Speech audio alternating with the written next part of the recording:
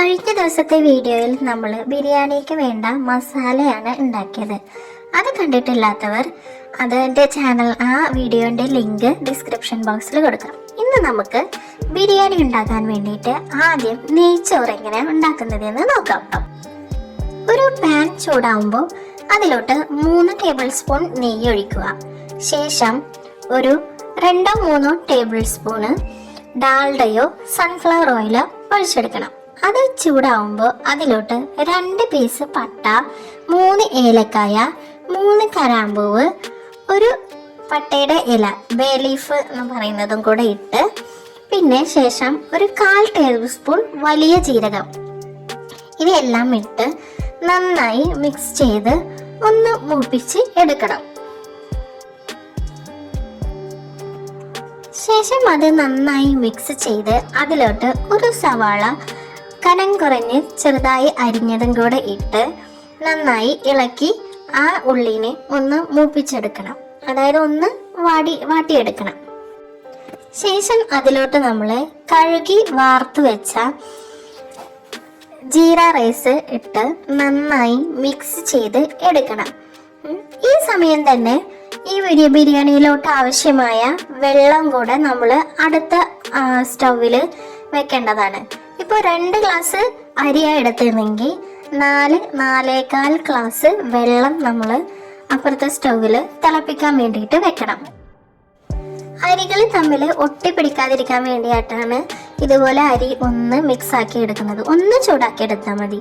ശേഷം നമുക്ക് ഇതിലോട്ട് തിളപ്പിക്കാൻ വെച്ച വെള്ളം ഒഴിക്കണം. ഈ സമയം ഫ്ലെയിം ലോ ഫ്ലെയിമിലാക്കണം. ഹൈ ഫ്ലെയിമിലായി കഴിഞ്ഞാൽ ഈ വെള്ളം നമ്മൾ ഒഴിക്കുമ്പോൾ അത് നമ്മുടെ ദേഹത്തോട്ട് തെറിച്ച് വീഴാൻ ചാൻസ് ഉണ്ട്. ഇനി നമ്മൾ ഈ അരി കട്ടകളൊന്നുമില്ലാതെ നന്നായി ഇളക്കി യോജിപ്പിച്ച് എടുക്കണം. നന്നായി യോജിപ്പിച്ചെടുത്തതിന് ശേഷം ഒരു പകുതി നാരങ്ങയുടെ മുറി അത് നമ്മൾ കുരുവെല്ലാം കളഞ്ഞ് പിഴിഞ്ഞ് ഈ വെള്ളത്തിലോട്ട് ഒഴിക്കണം. ശേഷം നന്നായി മിക്സ് ചെയ്ത് ഇതിലോട്ട് ആവശ്യമായ ഉപ്പും കൂടെ ആഡ് ചെയ്ത് കൊടുക്കണം.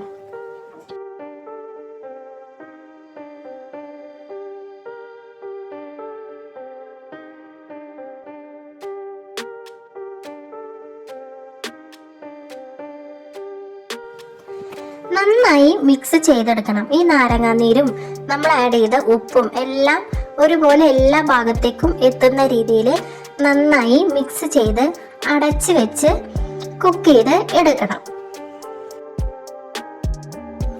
ഇത്രയും ചെയ്ത് കഴിഞ്ഞാൽ നമ്മുടെ നെയ്ച്ചോറ് ഇവിടെ റെഡി ആയി കഴിഞ്ഞു. ഇനി നമുക്ക് ഇതിന്ന് പകുതി നെയ്ച്ചോറ് മാറ്റിയെടുക്കണം. ഇളക്കി യോജിപ്പിച്ചതിന് ശേഷം പകുതി നെയ്ച്ചോറ് വേറൊരു പാത്രത്തിലോട്ട് മാറ്റി വെക്കണം. ഇനി നമ്മൾ ഇത് ദമ്മിടാൻ പോവുകയാണ്. ബാക്കി പകുതി നമുക്ക് ആ പാത്രത്തിൽ തന്നെ വെച്ച് നന്നായി ലെവലാക്കി കൊടുക്കണം. എന്നിട്ട് അതിൻ്റെ മുകളിലേക്കായിട്ട് കുറച്ച് ക്യാരറ്റ് ഗ്രേറ്റ് ചെയ്തത് ഇതുപോലെ ഇങ്ങനെ സ്പ്രിങ്കിൾ ചെയ്ത് കൊടുക്കണം.